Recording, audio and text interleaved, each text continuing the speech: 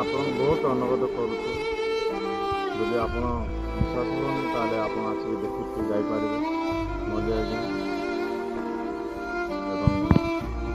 ଆମର କୃଷି ମନ୍ତ୍ରୀ ଆଜ୍ଞା ମୋହନ ମାଝୀ ଆଜ୍ଞାଙ୍କୁ ବହୁତ ବହୁତ ଅନୁରୋଧ କରୁଛୁ। ଦେଖିପାରୁଥିବେ